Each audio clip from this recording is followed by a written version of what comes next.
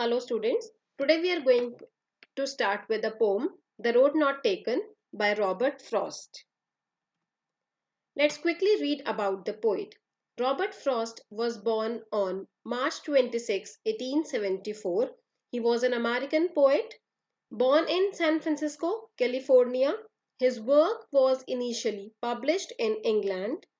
Later on it was published in America. In 1984, he wrote his first poem, My Butterfly, an elegy. The Gift Outright, Birches, Mending Wall, etc. are his important poems. He was awarded the Congressional Gold Medal in 1960 for his poetic work. He also received over 40 honorary degrees, including ones from Princeton, Oxford, and Cambridge universities. Frost died in Boston on January 29, 1963, of complications from prostate surgery. This slide shows the dilemmas that man faces in life. We have got many alternatives. Some of the choices are here in front of you on your screen. It is all about your interest, parents, money, children, marriage, profession, or friends.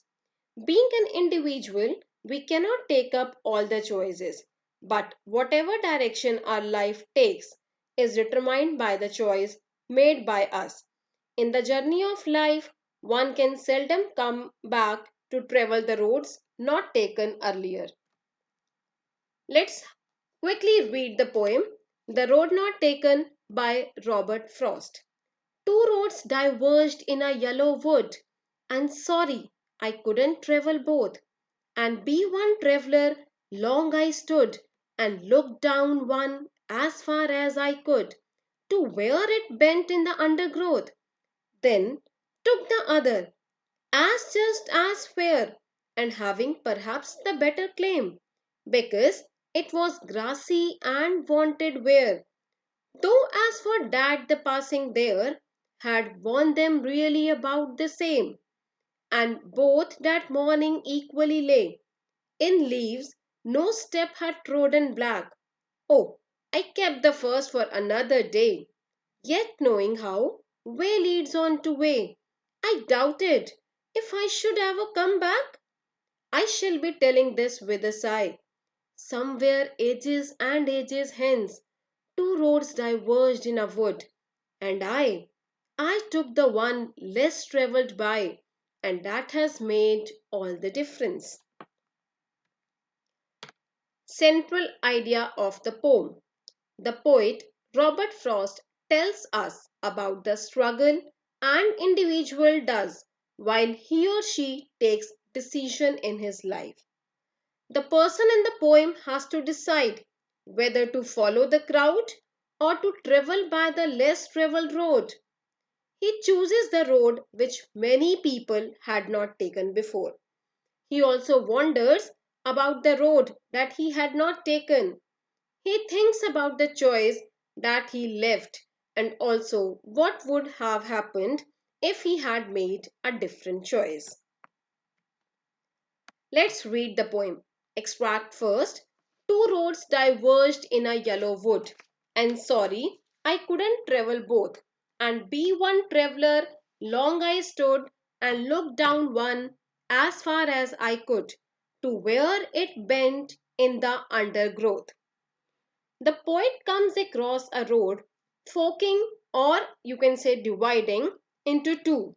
He wondered which road to follow, as it was not possible for an individual to handle both the roads simultaneously. He stood there for a long time, looking at one of them. His eyes followed it till it curved into the undergrowth, and nothing was visible beyond it. Let's have a look at the glossary. Diverged, separated, and took different directions. Yellowwood means a jungle which is turned yellow due to fallen leaves. Burnt here means turned. Bent here means turned. Undergrowth, a dense growth of plants and bushes. Let's quickly have a look at the rhyming scheme of the poem. The rhyme scheme is, just check out the last word of all the 5 lines. Would, both, stood, could, undergrowth. Let's start giving them the alphabets. Would, A, both. Since the rhyme of would and both are different, so it will be given B. Stood, would, same, then A. Could, again A. Undergrowth, B. So rhyme scheme of the stanza is A, B, A, A, B. Let's move on to the second extract. Then took the other, just as fair, and having perhaps the better claim, because it was grassy and wanted wear, though as for that the passing there had warned them really about the same. The poet chose the other road, which seemed equally inviting. He felt more inclined towards it as it was overgrown with grass and it was less worn out. Thus, being adventurous, he was tempted to take it as it seemed to be less travelled by. However, he felt that a good number of people had walked over the other roads too. Again, glossary. Wanted where means had not been used. Fair, here it means promising. Perhaps, not sure. Grassy, full of grass. Rhyme scheme. Fair, claim, where, there, same. A, B, A, A, B. So the rhyme scheme is A, B, A, A, B. Literary device which is used in this is alliteration. We all know what alliteration is. Alliteration is the repetition of usually consonant sound in a sequence of words.